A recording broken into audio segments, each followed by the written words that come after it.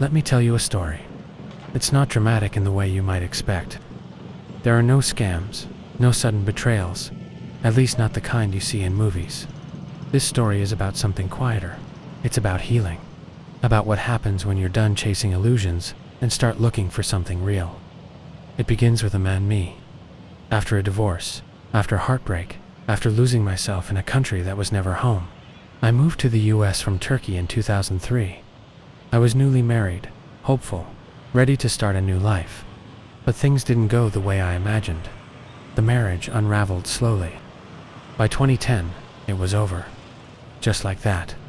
10 years of trying to build something, gone. I had no family in the States, no deep roots.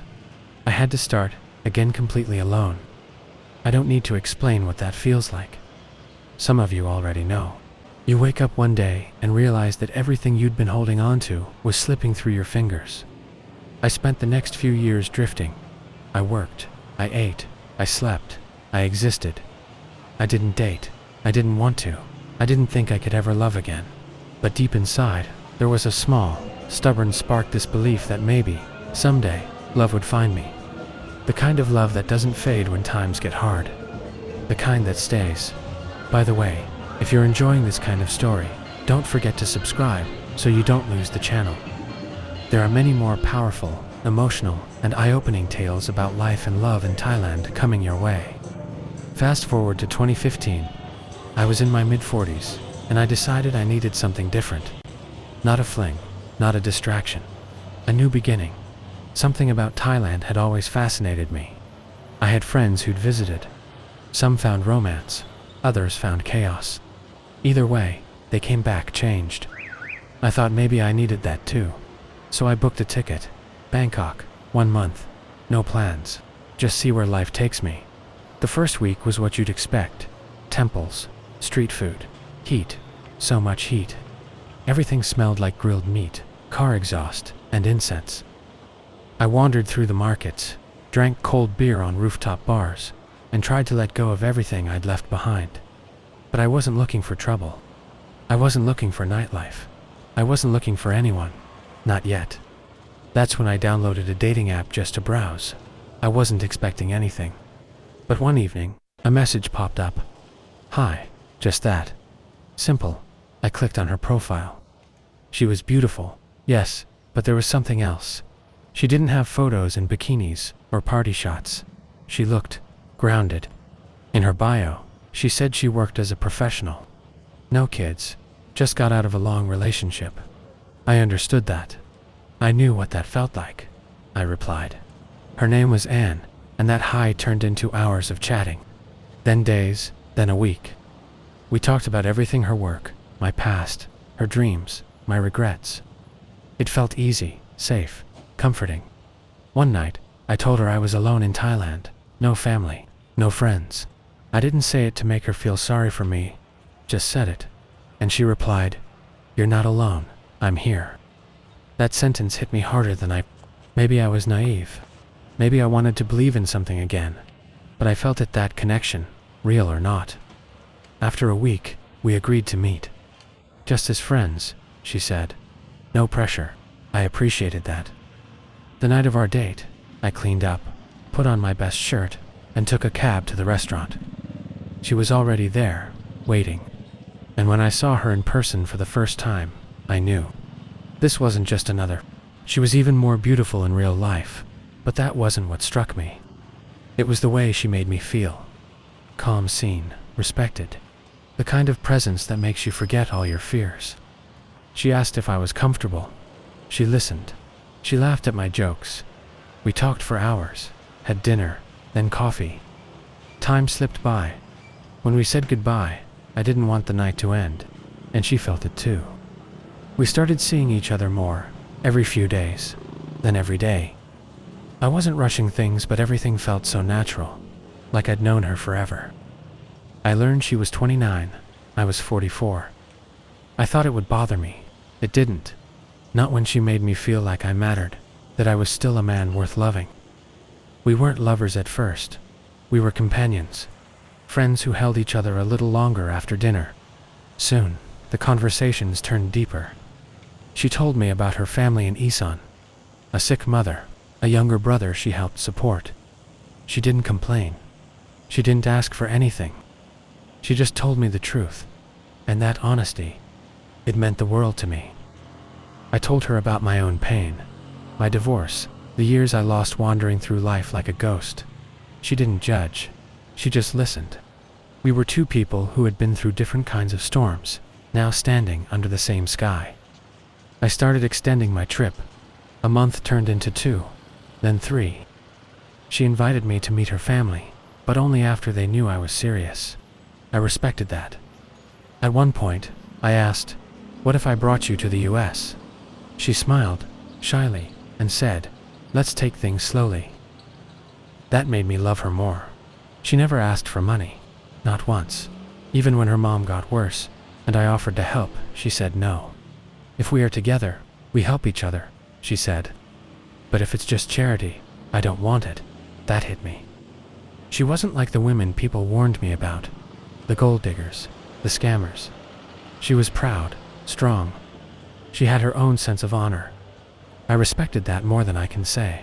Eventually, her mother's condition worsened. Anne had to go home to be with her. We were apart for a couple of weeks. I thought of flying there, to be with her, but something held me back. Maybe I didn't want to intrude on something so private. But I called her every night. We stayed connected.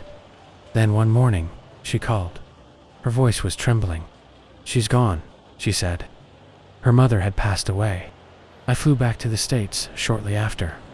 Being in Bangkok without her didn't feel right. But we kept talking, every day. Still no requests for money. Just love, just support, just connection. I started thinking about something I never thought I'd think again: marriage. And then one day I did it. I proposed, over the phone, with a promise to return to Bangkok and do it properly, in person. A year after we first met, I flew back with a ring. Not just any ring, it was my mother's, her final gift before she died. I took him back to the same restaurant where we had our first dinner. I got down on one knee. I was shaking. She was crying. The whole place clapped when she said yes. We didn't have a big wedding, just a small, intimate gathering in her village. Simple, humble, honest. I gave up my apartment in the States. We found a new place in Bangkok together, a quiet condo near the river. Not expensive, but it felt like home. I had finally found peace, and I think she had too. She was thoughtful, soft-spoken, always checking in with me, always thinking of both of us. Before making decisions, she always asked for my opinion. Not because she needed permission, but because she cared. We didn't have kids. I used to say I never wanted any. I was afraid it would take away from the bond we'd built. But love changes you. It challenges your rules. We talked about it, what it would mean to raise a child, whether we were ready, whether we wanted that chapter. In the end, it didn't happen, and that's okay. Life gave us something else instead. A quiet little family of 2 and a cat. We knew each other's moods, finished each other's sentences. When I went to the kitchen to make coffee, she was already there. We lived like 2 people who had finally found their rhythm. We weren't perfect. We had arguments, hard days. But we always talked, always came back to each other. Communication became our religion, and honesty our unshakable rule. It's funny how people chase youth, perfect bodies, Instagram romances. But the truth, real love happens when you're older, when you've already been hurt, when you've made peace with your own flaws. That's when you finally understand what matters. Not perfection, not fireworks, just someone who stays, someone who chooses you every single day. That's what Anne gave me, a life that felt real. We've been married 7 years now, and yes, we still hold hands when we walk. We still whisper goodnight. I sometimes look at her when she's not watching and wonder how I got so lucky. After everything I'd been through, after all the pain, the loneliness, the failures, I found her, and she found me. That's the part I want you to remember, that it's never too late. I'm not sharing this to brag. I know there are stories out there that go the other way. Scams, betrayals, fake love. I've heard them all. But I wanted to show you that sometimes it works out. Sometimes the story doesn't end in heartbreak. Sometimes it begins again, slowly, quietly, in a place you never expected, with someone who sees you for who you are. So if you're watching this and you're alone, don't give up. Don't settle. Don't let bitterness define your future. Love doesn't always come wrapped in fireworks. Sometimes it's in the steady presence of someone who truly listens, who holds your hand when you're weak, who makes you laugh when you're tired. That's the love I found, and I hope you do too. Thank you for listening to my story. Thank you for letting me share it.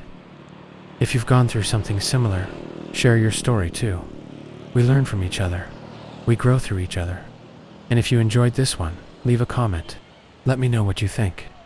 Let me know what love looks like for you.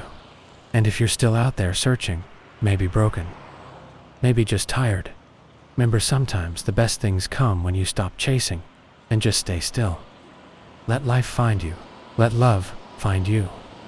Even here, in the chaos of the world, we all deserve something real, something honest, something true. Until next time, stay kind, stay strong, and never stop believing in second chances, or third, or fourth. Because the right person might just be one quiet message away, like mine was. If this story resonated with you, don't forget to hit the like button. It helps the channel grow and reach more people. Make sure you're subscribed, and tap the bell, so you never miss a new story. We've got plenty more coming. Real voices, raw emotions, and the truth behind the neon lights of Thailand. Thanks for watching, and until next time, take care.